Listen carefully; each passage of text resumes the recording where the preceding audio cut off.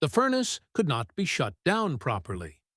Germany's official report says the damage began much earlier, inside an inbox.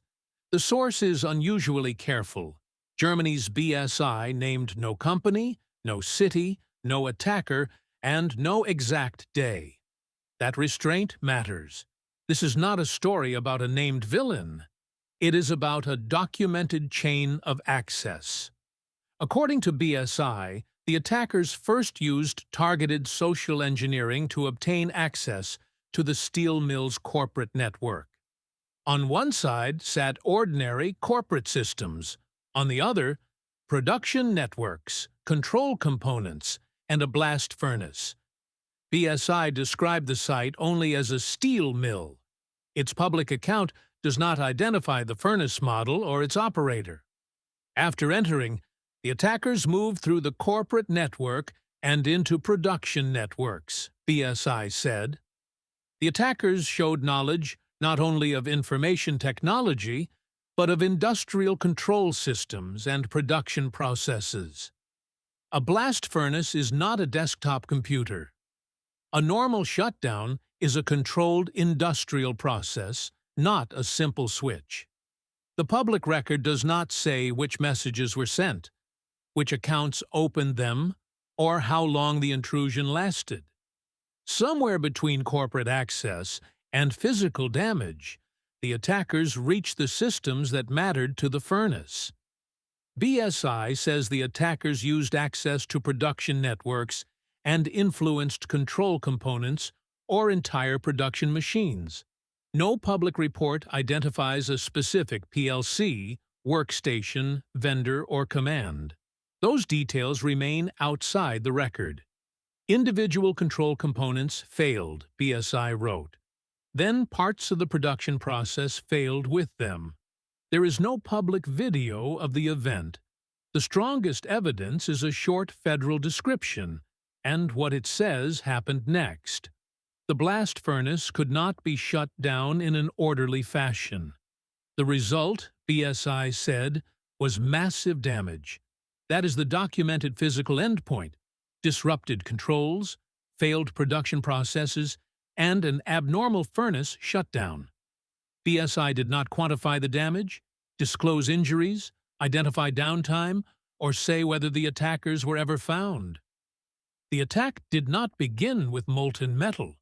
It began with a targeted attempt to persuade someone inside. BSI described a progression: corporate access, movement through networks, then access to production systems and controls. A cyber intrusion became an industrial event only when control influence met a process that could not stop normally. The attackers did not simply enter and leave. BSI says they moved through multiple corporate systems before reaching production. Seeing a production network is one thing. Influencing its components is what BSI says changed the risk. The BSI account is brief, but it records a cyber attack with physical consequences inside a heavy industrial facility. No government attribution appears in the BSI account. Naming a country, group, or motive would go beyond the evidence. Parts of the process failed. Then the furnace could not be properly shut down. That sequence is BSI's central finding. Steelmaking concentrates heat, pressure, machinery, and timing. When a control sequence breaks, recovery is not automatic. The documented route is enough to be unsettling. Social engineering, corporate access, production access, control influence, physical damage. BSI used the words massive damage. It did not publish a repair bill, a production loss figure, or a casualty count. The attackers crossed from systems built for business work into systems tied to industrial production. BSI confirmed that transition. No public post-incident report describes the plant's repair, restoration, or lessons from its own operators. This is the turn in the case. An intrusion became damage because it reached a process with real physical inertia. publicly unknown, the malware, the credentials, the remote tools, the lateral movement technique, and the exact shutdown disruption. The absence of detail is not permission to invent it.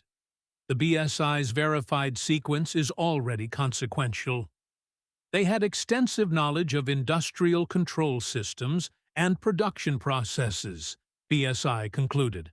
That is a narrow, important finding. A targeted message opened the first door.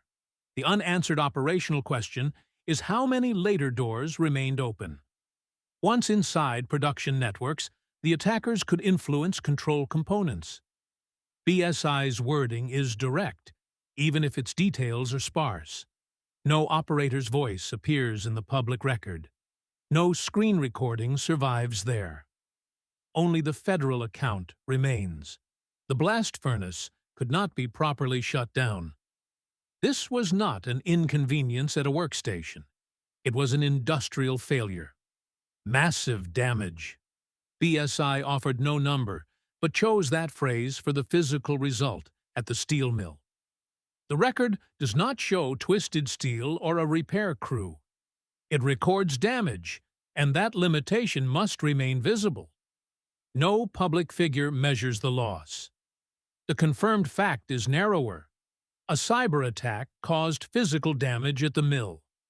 A targeted human deception crossed into corporate systems, then production networks, then controls.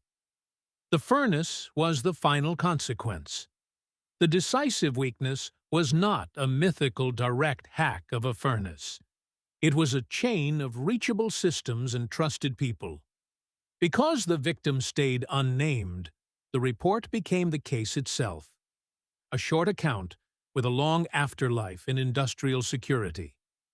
The BSI included the incident in its 2014 report on Germany's IT security situation.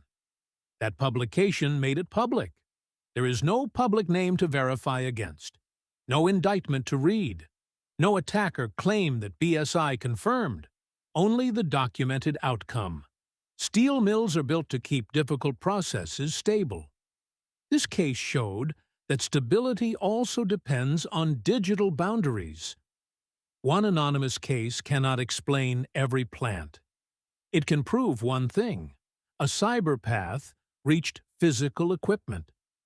The verified lesson is practical. Corporate compromise must be treated seriously when production networks remain reachable from it. The first documented tactic was social engineering. That means the attack began by exploiting trust, not by overpowering machinery. A persuasive entry and a reachable production path are different problems. This incident required both to produce damage. After the initial access, attackers moved through corporate systems, entered production networks, and influenced control components, BSI said. The furnace could not be properly shut down. That single operational failure is where the digital trail became physical damage. Beyond that point, the public record goes quiet. No repair timeline, no named victim, no confirmed perpetrator, no technical autopsy. The report is only a few paragraphs on this event. Its force comes from the restrained language, not dramatic detail. It is remembered because it documented a boundary crossing, from deception and networks to machinery and physical damage. BSI called the result massive damage. The number is unknown. The category of harm is not. The case does not offer a neat technical fix. It shows why the route from corporate trust to production must be understood. If a targeted message opens corporate access, what stops that access from becoming operational influence later? The first documented action was targeted social engineering. It was small enough to look ordinary before it became consequential. In this incident, the route was not stopped before production access. BSI says the attackers reached and influenced controls. The attackers moved through corporate systems before production networks. The progression itself is the warning embedded in BSI's report. Across that boundary came control influence, process failure, and a furnace that could not be properly shut down. Massive damage. Not a rumor, not an anonymous online claim. Germany's BSI put those words in its 2014 report. The unnamed mill eventually disappears behind the report's silence. The documented chain does not disappear with it, because it captured a complete category change. A targeted cyber intrusion producing physical damage in a steel mill. Its details are incomplete. Its central fact is not. Social engineering and network movement reached an industrial process with consequences. For this mill, the public record ends at the damaged furnace. The unanswered details are part of the evidence, too. A message, a network, a production system, a control component, a furnace. That is the documented chain from 2014. The names are missing. The root is not. That is why this short BSI account still matters more than its length suggests. Follow Grid Breach for documented infrastructure cases. Next, how a building management system can become an operational entry point.